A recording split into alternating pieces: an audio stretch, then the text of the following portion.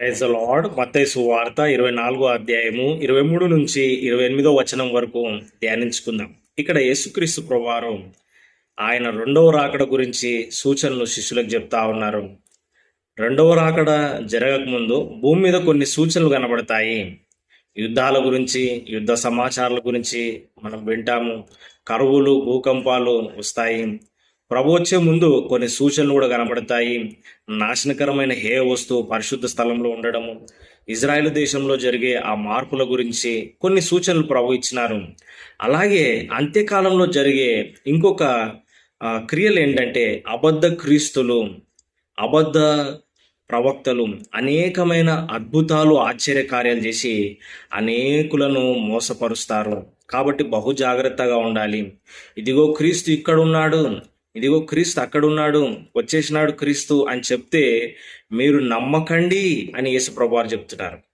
అబద్ధ క్రీస్తులు వస్తారు, అబద్ధ ప్రవక్తలు వస్తారు, సూచక్రియలు, మహత్కార్యాలు చేస్తూ ఉంటారు.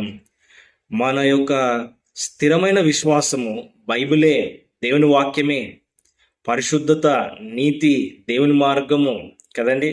అయితే అబద్ధ క్రీస్తులు, అబద్ధ ప్రవక్తలు మోసంగా బోధిస్తారు, పాపాన్ని ప్రోత్సహిస్తారు, లోక సంబంధిగా ఉంటారు, అధికార దాహం కలిగి ఉంటారు. మనం అది గుర్తించాలి. ఇతను అబద్ధ క్రీస్తు అని, ఇతను అబద్ధ ప్రవక్త అని. అంత్యకాలంలో జరగబోయే సూచనలు ఇవన్నీ. ఇదిగో ప్రభువారు ముందుగానే మనతో చెప్తా ఉన్నారు.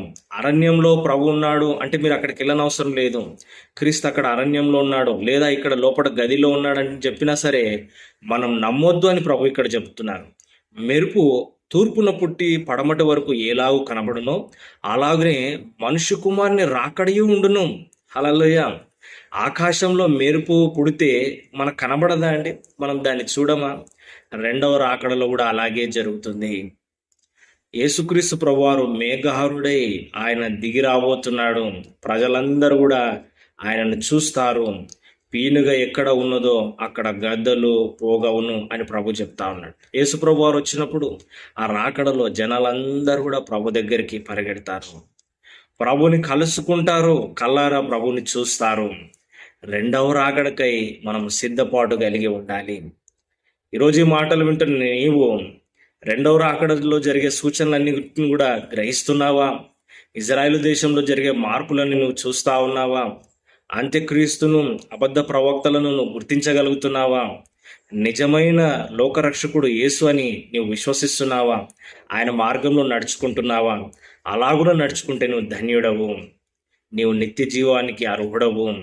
ప్రభుని నీవు హృదయంలో స్వీకరించు. యేసుక్రీస్తు